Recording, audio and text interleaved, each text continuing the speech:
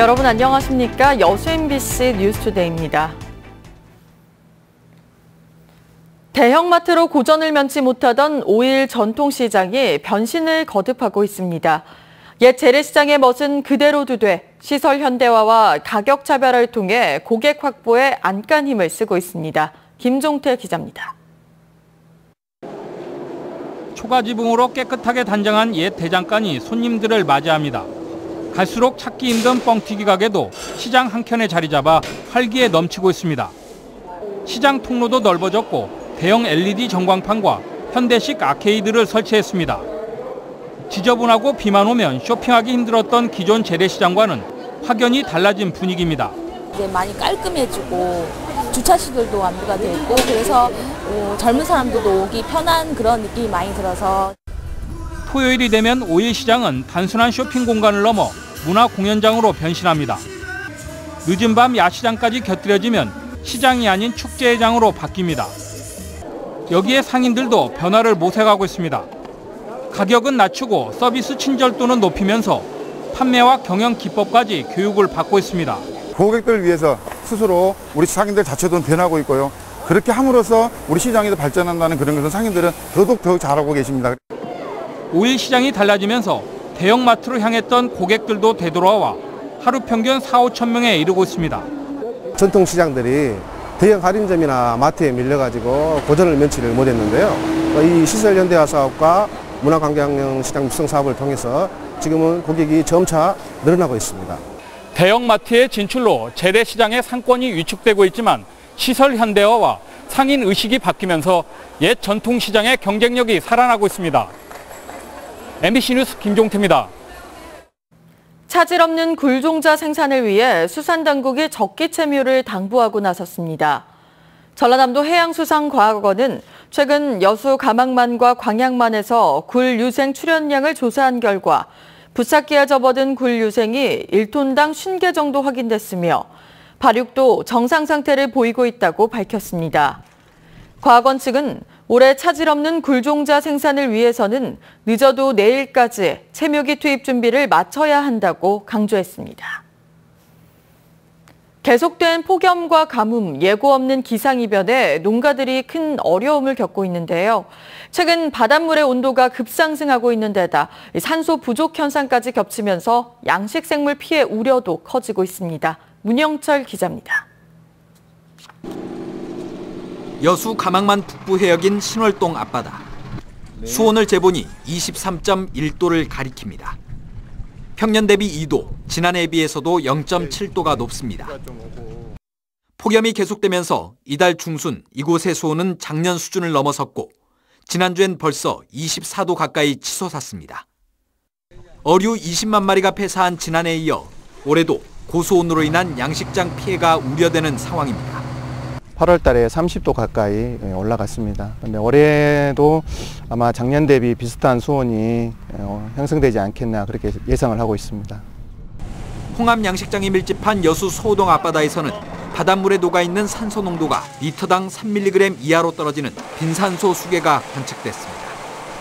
고수온에다 산소 부족까지 겹쳐 이제 막 홍합 수화 작업에 들어간 어민들은 걱정이 태산입니다. 홍합도 이제 많이 벌어지고 그런 것 때문에 좀 많이 걱정이죠. 요 또 기간 지나면 또 태풍 오잖아요. 지난해보다 발생 시기가 3주 정도 늦어졌지만 이 같은 현상이 길게는 4개월 동안 지속되고 다른 해역까지 확산할 가능성이 크다는 게 문제입니다. 수화연 길이를 좀 짧게 해주시고 어류양식장 같은 경우에는 밀식이나 먹이 공급량을 조절해서 용존산소 부족이 가속화되지 않도록. 여기에 다음 달부터는 여름철 불청객인 적조에 해파리까지 출현할 가능성이 높아 어민들의 시름은 더욱 깊어질 것으로 보입니다. MBC 뉴스 문형철입니다. 여수시가 전남에서는 처음으로 행복교육지원센터를 개원한 데 이어 교육 거버넌스 운영을 추진하고 있습니다. 여수시는 지난 3월 26억 원의 예산을 편성해 개원한 행복교육지원센터가 학생, 학부모 교육 지원 사업으로 만족도가 높다고 분석하고 각계각층이 참여하는 교육 거버넌스를 만들 계획입니다. 또 중등교육 환경 개선 용역에서 제시된 지역교육 선도 모델안에 대한 지역민의 의견 수렴에 나섭니다. 전라남도가 올해 1회 추경 예산을 3,510억 원 늘려 도의회에 제출했습니다. 일자리 창출에 중점을 뒀는데 일자리 분야는 지난해 본 예산보다 크게 증가했다는 게 전라남도의 설명입니다. 김윤 기자가 보도합니다. 증액된 추경 예산의 13%인 461억 원이 일자리 창출과 지역경제 활성화에 배정됐습니다. 호남권 직업체험센터 89억 원, 전남 청년펀드 출자금 30억 원, 소형 선박 해상 테스트 기반 구축에 27억 원 등 대부분의 신규 사업이 이 부분에 몰려 있습니다. 일자리 예산은 지난해보다 64%가 증액된 모두 2,216억 원으로 늘었습니다. 정부의 국정과제이기도 한 일자리 창출에 저희들도 보조를 맞춘다는 측면에서 그 분야에 중점을 둬서 농림해양수산 분야에서는 벼 경영안정대책비 228억 원과 가축 살처분 보상금 지원 72억 원 등 370억 원이 증액됐고 관광문화사업과 스포츠 분야에서는 국가지정 문화재 보수 68억 원 등 286억 원이 서민생활 안정 분야에서는 경로당 운영 특별지원 86억 원 등 282억 원이 증액됐습니다. 또한 영산강 강변도로 개설에 12억 원이 가뭄 긴급대책비 25억 원, 서민 배려 사업에 22억 원이 반영됐습니다. 전라남도는 이 같은 예산을 도의회에 제출해 상임위 심의를 거쳐 다음 달 19일 확정할 예정입니다. 전라남도는 국회 논의 중인 정부 추경 예산은 전남의 경우 370억 원 이상, 22개 시군은 1,900억 원에 이를 것으로 전망하고 있습니다.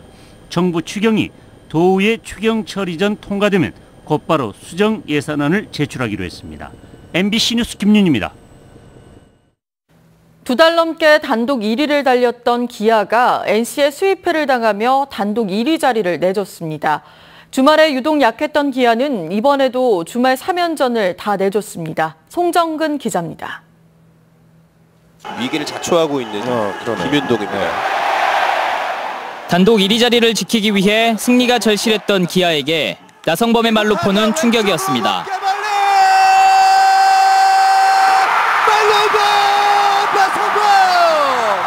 NC가 이 한 방으로 경기를 뒤집습니다. 임시 소방수 김윤동을 조기 투입하는 강수까지 두었지만 역전과 함께 NC와의 3연전을 모두 내줬습니다. 2달 동안 지켜왔던 1위 자리도 NC와 나눠 갖게 됐습니다. 144경기 가운데 72경기, 딱 반 한 점을 돈 가운데 기아는 유독 주말 경기에 약한 모습을 보였습니다. 화요일부터 목요일까지 진행된 주중 경기는 27승 6패로 승률이 8할이 넘었지만 주말 경기는 18승 21패로 오히려 패가 많습니다.